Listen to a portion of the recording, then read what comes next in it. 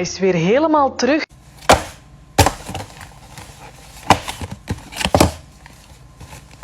Allee, lap. I don't know if you guys heard, but Russia is finished. Okay, Russia is finished. Kamala Harris said it herself. Take a listen to what she had to say today. It is very clear that Russia has clearly, they're very desperate. They have already experienced a strategic failure.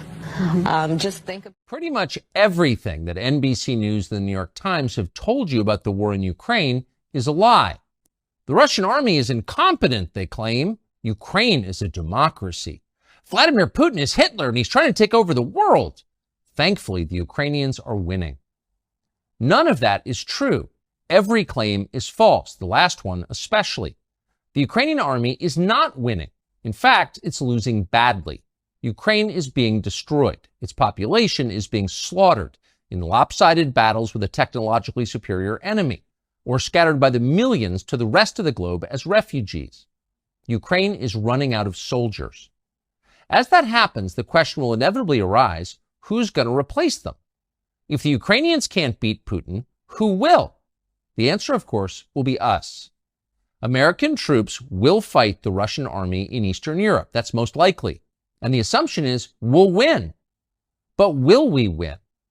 Probably not, says former Army Colonel Douglas Macgregor, a decorated combat veteran who advised the Secretary of Defense in the last administration.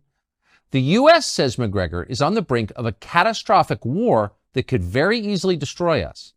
Few Americans seem to understand that, but they should. We're going to continue assuming Taiwan doesn't give up and capitulate and surrender to China at this point. If that's the case, the US is now just starting to respond, likely from their bases in the region, Japan and Guam. They deploy aircraft carriers with jets and bombers, stealth fighters, as well as fast attack submarines that will focus on one thing: hitting all of these ships, the ones that are bringing stuff and people across the strait. Japan and Australia likely come in as allies to help out on this defense. And now the US and its allies are in direct combat with China, two nuclear nations fighting each other. This is exactly what we try to avoid because we don't know where it goes from here.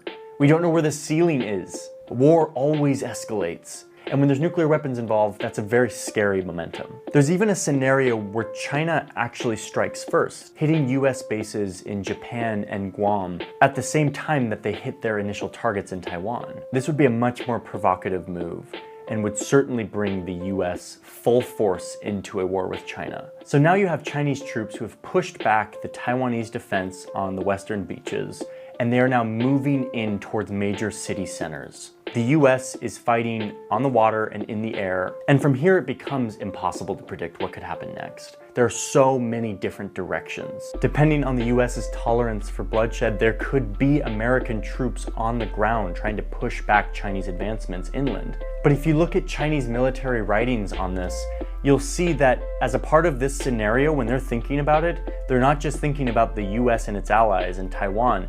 They also predict that India will take advantage of this moment of chaos and invade the Himalayan borders to the south. Foreigners think China has gone mad. They flattened 7 mountains and filled 6 valleys to build an airport in the sky. It's already completed, and it's stunned the world. Tap to follow, and let's dive in. It's the Wushan Airport in Chongqing, costing 1.6 billion yuan.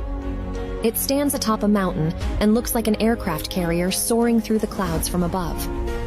If Beijing's Daxing International Airport is known for its architectural scale and innovative design, Wushan Airport on the mountaintop captures attention with its sheer audacity and grandeur.